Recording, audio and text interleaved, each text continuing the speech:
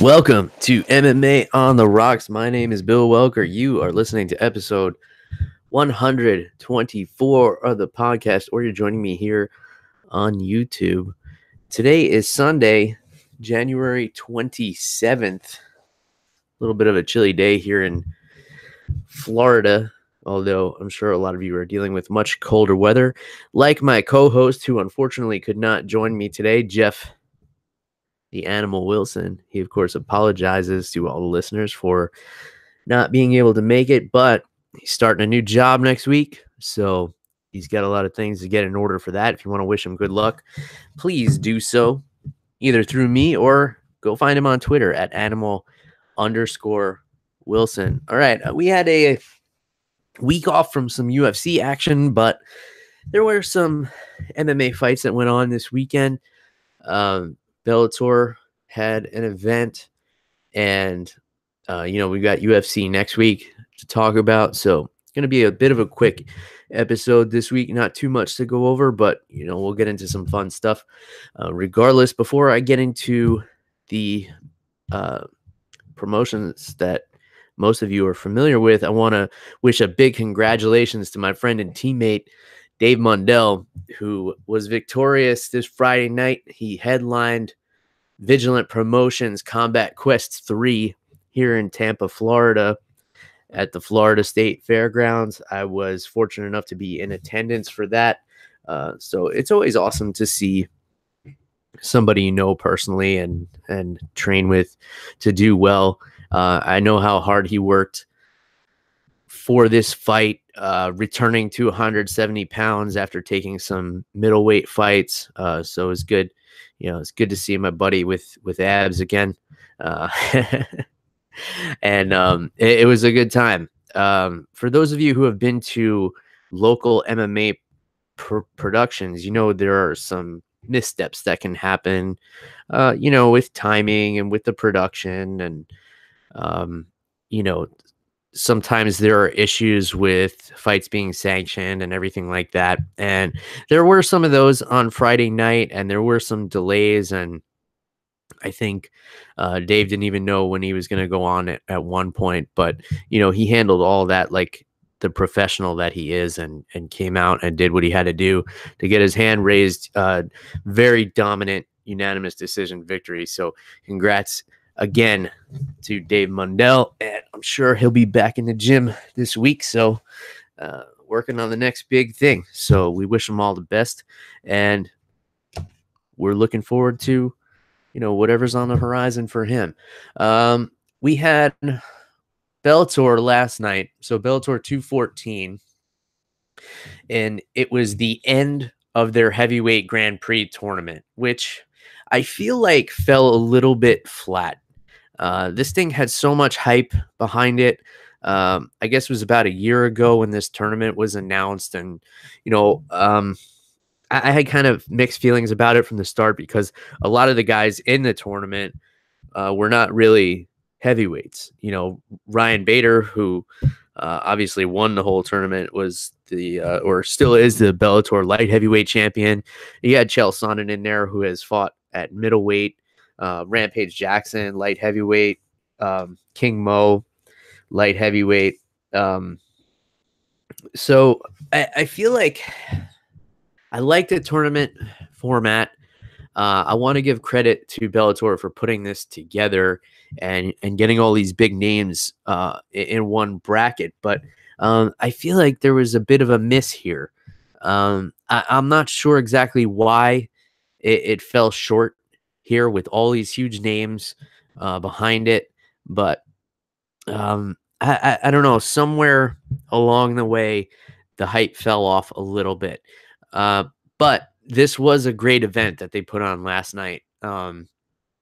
You had your usual Bellator quirkiness, like guys making their professional debuts on the card. You're always going to have that stuff with Bellator. So this was at the Forum in Inglewood, California, right outside of LA. And it was headlined by Ryan Bader and Fedor Emelianenko for the heavyweight championship and the winner of the Grand Prix tournament. And I didn't really know what to think about this one going in. A lot of people thought that if Bader could, land a takedown and hold Fedor down, that would be his key to victory. I didn't really see that happening. I thought Ryan Bader had a good chance of standing with Fedor. I didn't think he would be able to knock him out in 35 seconds, which is what happened in case you missed the fights last night. So they came out. There was a brief feeling out process, and Ryan Bader leapt in with a lead left hook and extended the hook. So he didn't throw like a tight hook like you normally would, where you keep your elbow bent and it's like you're holding a mug of beer is the best analogy I like to use for obvious reasons. This is MMA on the rocks after all. So he extended that hook and caught Fedor right on the end of it and put him down hard. And the referee jumped in pretty quickly. I almost thought it was he jumped in a bit premature, but then I saw that Fedor was out cold, and I realized that it was in fact a good stoppage. And I think Bader even got in an extra blow there. So Bellator has on their hands their first double champion. You know, following in the shadow of the UFC, who accomplished this, about 2 years ago when Conor McGregor did it, and they've done it twice more since then with Daniel Cormier and Amanda Nunes. So, this is a good thing for Bellator to be able to have a guy in Ryan Bader who can be the face of the organization and, have 2 championship belts. Ryan Bader is not the most outgoing fighter. He's not going to give you great sound bites in a post-fight speech or anything like that. But then again, neither is Fedor, and Fedor is one of the most infamous fighters of all time. I don't know what this means for Fedor. He looked great in the tournament up to this point. Maybe he just got caught. Maybe, his chin can be called into question. I remember the fight a couple of years ago before he even made it to Bellator, where he almost got knocked out by a middleweight in Russia, in Fabio Maldonado. And that fight was hard to watch because Fedor was out on his feet and they wouldn't stop the fight because it was in Russia. And, he kind of survived the first round, and it almost seemed like Fabio Maldonado was afraid to put him away because of what might happen to him. If you could imagine, fighting Fedor on Russian territory is probably not the most comforting feeling. And then if you knock him out, that could be a potentially dangerous situation. And then the decision in that fight wound up going to Fedor, even though he almost died in the first round. And then I believe it wound up being overturned down the road to a no contest. Some sanctioning body questioned that, but I don't know what this means for Fedor. I would imagine that there was a possibility of him retiring if he did win, so he could go out on a high note. I don't see him getting a rematch for the title anytime soon. And, what do you do with Fedor here? Do you just give him like a regular fight? It's really hard to say.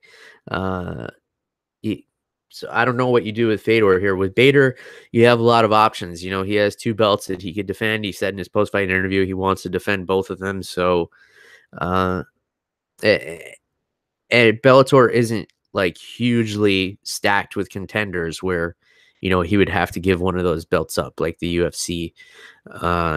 He could go a couple of months without defending one of them, and it wouldn't really disrupt much. You have Gegard Mousasi, the current middleweight champion, who could move up. He's fought at light heavyweight before. So you could have that champion versus champion super fight somewhere down the line.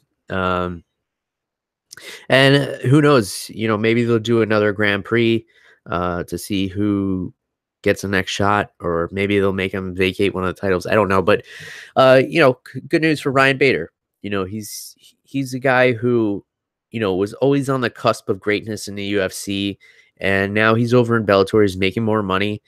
He's got more notoriety. He's got, 2 championships around his waist right now. And he's a guy who has always been a hard worker from his days wrestling in Arizona to his time in the UFC on The Ultimate Fighter, and now in Bellator. It's finally all paying off for him. So, good for Ryan Bader. Now he's got a win over, a legend like Fedor Emelianenko under his belt. So you can't be disappointed with that. All right, the co-main event, I think, surprised a lot of people. Henry Corrales getting the vicious KO over one of the most highly touted prospects in Bellator, and that's Aaron Pico. Aaron Pico is, for those who don't know, a very high-level collegiate wrestler. Excuse me. And, he came to Bellator with a lot of hype behind him, and he got submitted in his debut, but, chalked that up to inexperience. Since then, he strung together 4 knockout wins in a row. So people were talking about how great his striking is, and his striking is very good. He's got some crisp boxing. He's got some fast hands. He's got great head movement. He's got great footwork. He's a phenomenal athlete all around. So I could see where the hype is. Now, there's 2 schools of thought on Aaron Pico. Some think, he's the next coming of, George St. Pierre, or, the next big upcoming prospect, greatest fighter ever. And then others think he's overrated. I fall kind of somewhere in the middle. He's only 22 years old. I think he's got a ton of potential. Obviously, he has great work ethic. He has unbelievable athleticism. He's already been to the top of the mountain in one sport. I can only assume he'll get to the top of the mountain in this one. I just think maybe not as quickly as some people anticipated. So this was a big step up in competition for him against Henry Corrales. And I don't think he looked terrible. I think a lot of the dialogue I was seeing on social media was that his defense is terrible. And I don't agree with that. I think his offense is reckless. I don't think that necessarily means he has bad defense. Now, I would think of bad defense being like, not having your hands up all the time and making silly mistakes. Having reckless offense, I see as being, you get too caught up in the way you're attacking and you're not protecting yourself. Some may say, well, what's the difference? And, you may be right, but I guess I'm just very particular when it comes to how things are worded. So this was a big step up in competition for Aaron Pico, especially a guy in Corrales who, since he changed camps and he's been over at the MMA lab working with Benson Henderson, he had 4 wins in a row. And, before that, he lost 3 in a row. And those are the only blemishes on his entire record. And after that 3rd loss, he changed it up. He went over to the MMA lab, and then he put together, 4 impressive victories in a row. So what happened in this fight was Aaron Pico kind of rocked Corrales. He put him down, and then he rushed in and he tried to finish him, but he kind of looked still patient while doing that. Then what happened was Aaron Pico grabbed a collar tie, which is when you grab the back of your opponent's head and you kind of try and, shove your forearm right along their collarbone, like make a cross with your forearm and their collarbone and control their head. And obviously he's got a great collar tie because that's a big wrestling move. And then what he did with it was he basically anchored himself on that collar tie to throw body punches at Henry Corrales' liver. If you throw one of those, okay. The problem is after you throw more than one, the whole left side of your face is left exposed. And if your hand is down low enough to strike the liver, you're not going to be able to bring it back quick enough to your face to protect it. And, unfortunately for Aaron Pico, he learned that the hard way. Henry Corrales came with a big hook and, knocked Aaron Pico out cold, stiffened him up. And This will be a learning experience for Aaron Pico. I don't think this is going to affect him too negatively. He's still got a big name in Bellator. Henry Corrales is a tough guy. He's definitely the toughest guy that Aaron Pico has fought so far, by far. So I don't think it's the end of the world for Aaron Pico. I think it's great for Henry Corrales, who has a loss to the current featherweight champion in Patricio Pitbull.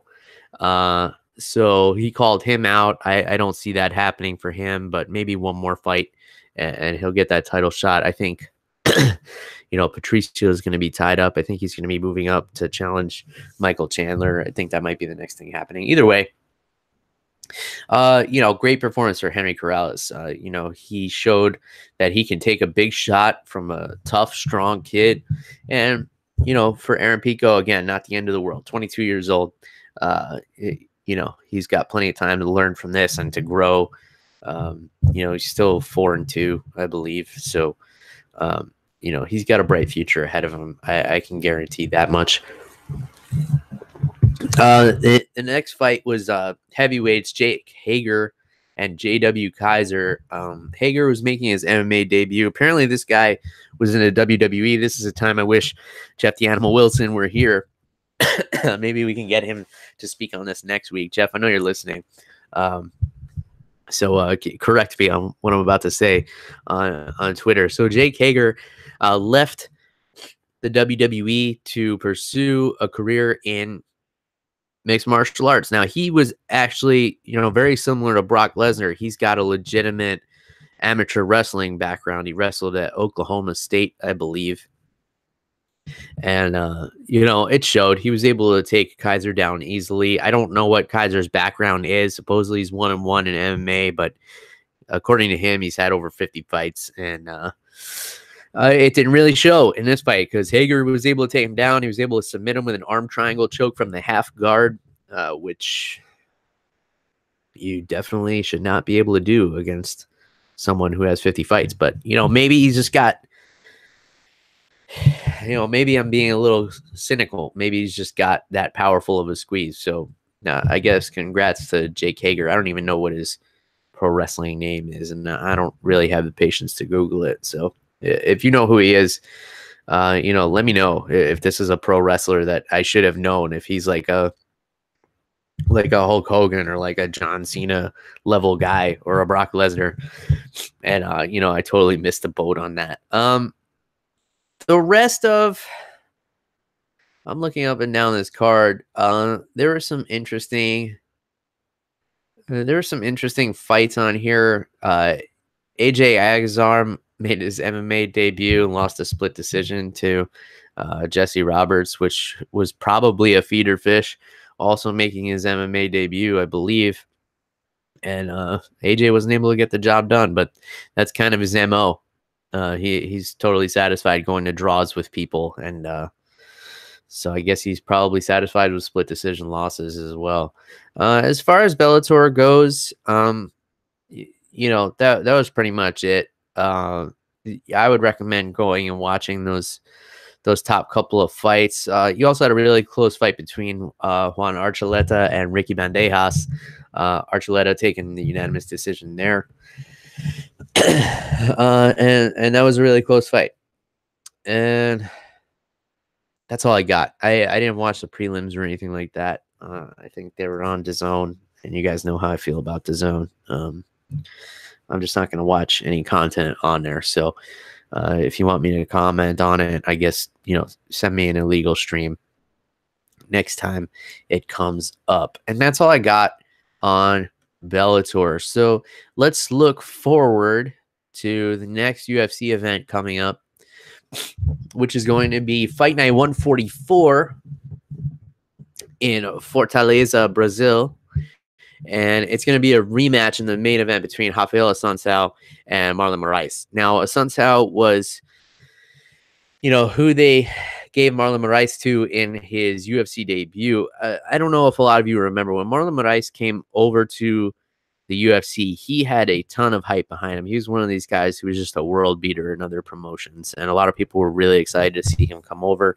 And then he lost a really close to decision to a Sunsao, and a lot of people thought Marlon Moraes won that fight. I don't remember it that vividly, but I do remember thinking that Moraes should have gotten the decision. Um, I honestly can't recall if it was a total robbery or not. I do remember thinking that Moraes should have won, but I can't remember the fight specifically. But I am looking forward to this rematch because this is two really high level fighters that are, a title shot is probably in the future of whoever wins this one, even though things are very murky around 135 pounds right now, since TJ Dillashaw, the current champion, just moved down in weight and lost to Henry Cejudo. So I imagine Cejudo is going to move up and challenge for that bantamweight title, which means guys like Moraes and Assunção are just going to have to wait or fight for an interim title or whatever they decide to do. But in the meantime, we got a great fight to look forward to next weekend. That's really going to be an awesome fight. And the co-main event, Jose Aldo and Renato Moicano Carneiro. So this should be a great fight. And Jeff texted me right before I started recording and said that this is one of the ones he was looking forward to the most. I'm kind of with him on that. He thinks that it's going to help Moicano move up in the rankings by taking on, a big name like Aldo, who, for good reason, to a lot of people, is still, the best featherweight of all time. And I know has 2 losses to the current champion, Max Holloway, but you have to remember that during his reign, Jose Aldo was one of the most feared fighters on the planet. I don't think, Max Holloway is a phenomenal fighter. I don't think he invokes the kind of fear that Jose Aldo did, during his streak of wins where, he was coming out and starching guys in 8 seconds. He was like the Mike Tyson of featherweights, where guys were essentially defeating themselves before they got into the cage with him. Now, I'm not saying I think he's the greatest featherweight of all time, but I'm saying I could see how one could make that argument. Now, Aldo's coming off of, that knockout of Jeremy Stephens, which was huge because it showed that, he still has the skills to put away top level competition. And obviously Jeremy Stephens, we all know how tough he is. This is going to be an interesting test here with Moicano because, you have a potential changing of the guard here with a 29-year-old Moicano, and Aldo's not that much older than him, but Aldo's just, been more battle tested. But here comes Moicano, and his only blemish on his record is a submission loss to Brian Ortega, which was, about a year and a half ago, I think. But since then, he's got wins over Calvin Kattar and Cub Swanson. Very high-level fighter, but, we've only really seen him testing against top-level competition about 4 times, and 3 out of those 4, he proved himself.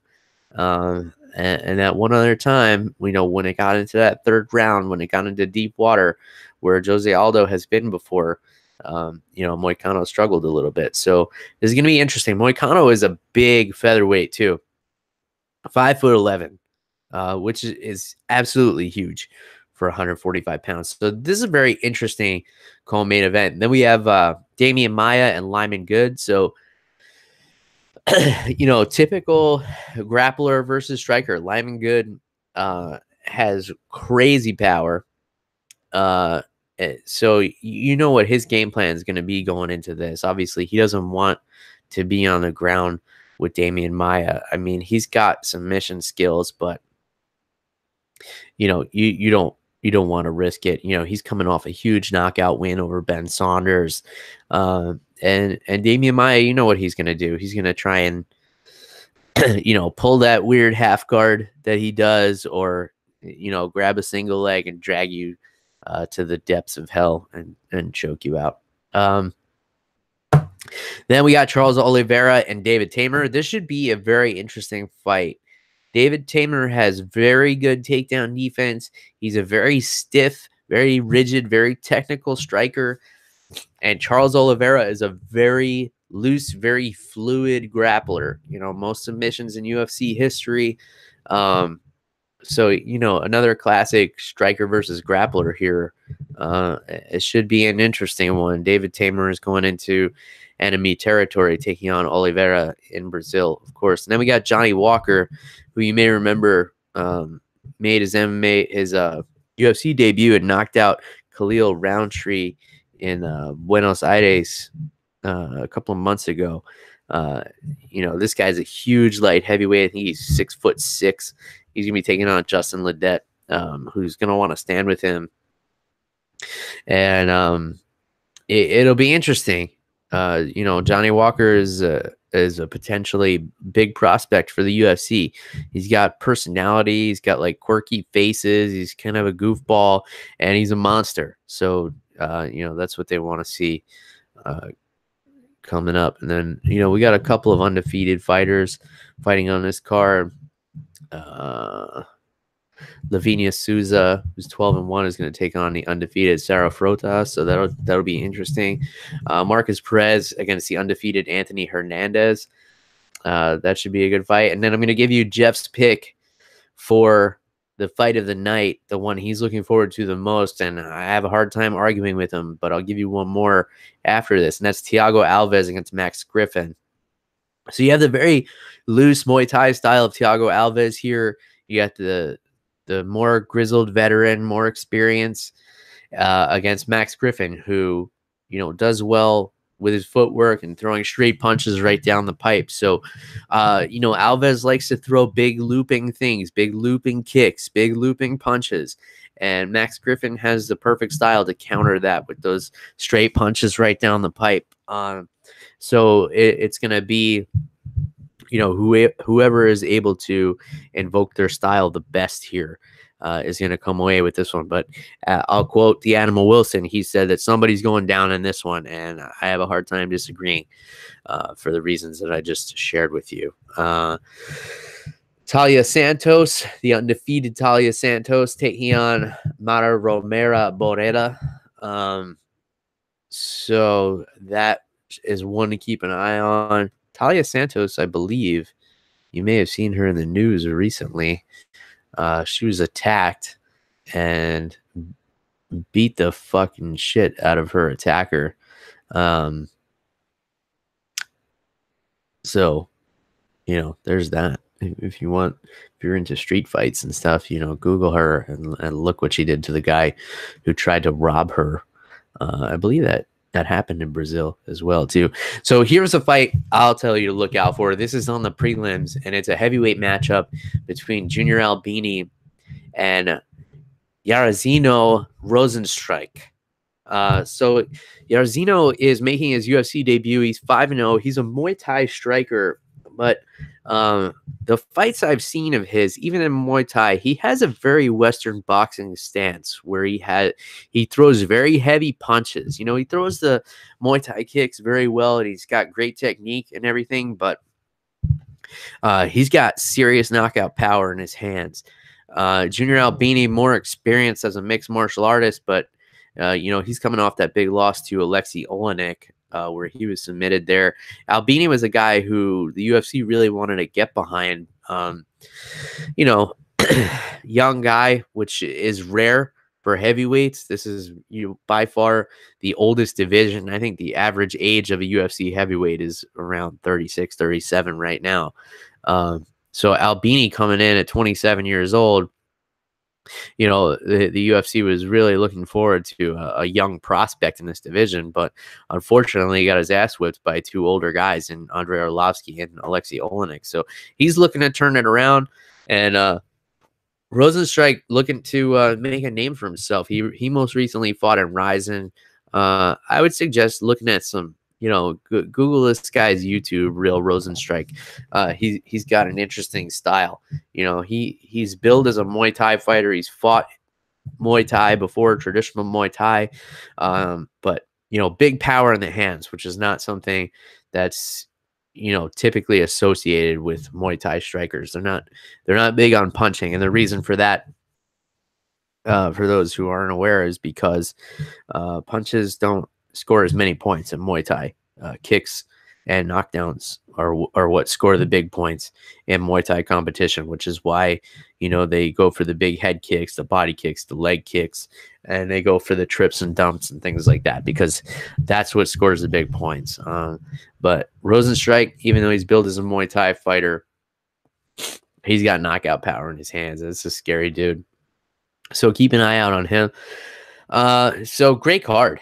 You know, you can't ask for better than this for a free card. I don't know where this one is going to be, if it's on ESPN or what. I haven't gotten in sync with the new scheduling or anything like that yet. I'll leave you guys with a piece of news that I just thought was entertaining, because you know, obviously there's a lot of talk about Cowboy Cerrone getting the fight against Conor McGregor, and somebody who's disappointed with that obviously would be Max Holloway.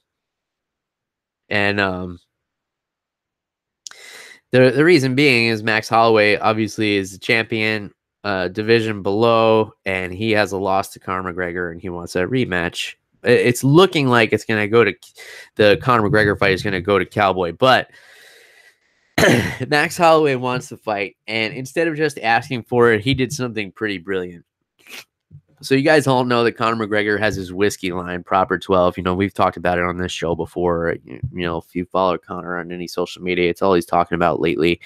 And obviously, they're in direct competition with Jameson. So what Max Holloway did was he partnered up with Jameson Whiskey, and they put out a distillery edition called the Max Holloway Triple Distilled Irish Whiskey.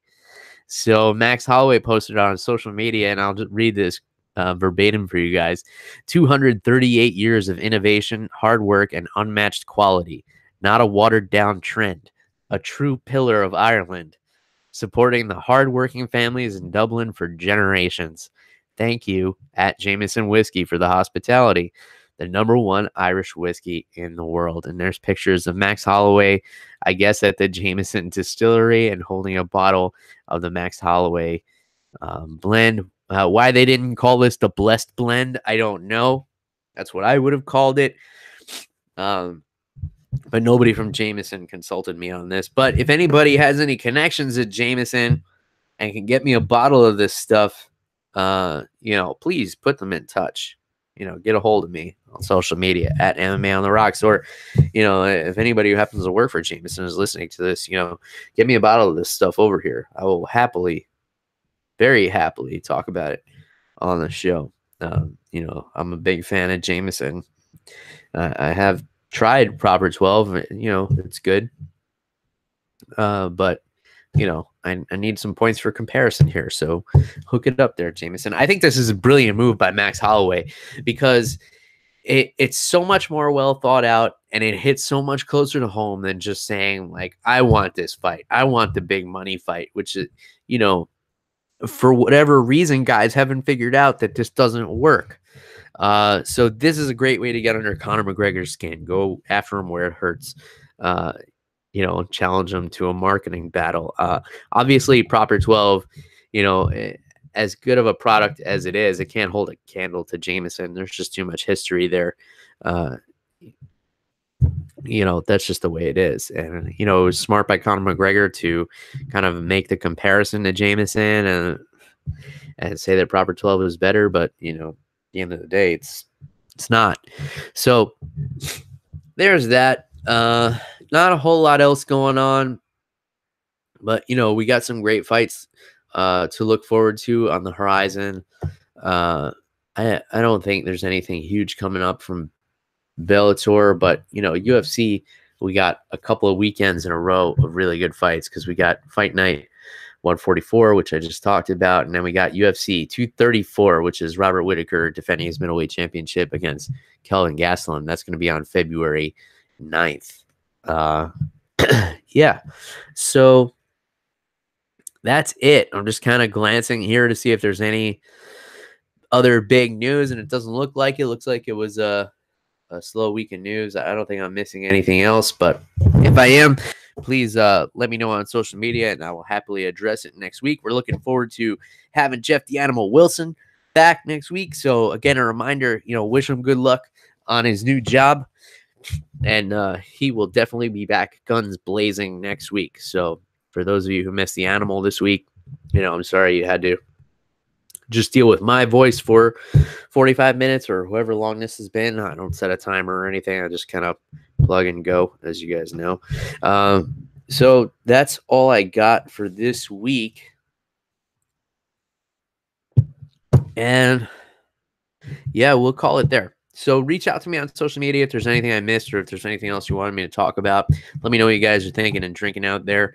And that's it. Until next week. Cheers, everybody. Goodbye.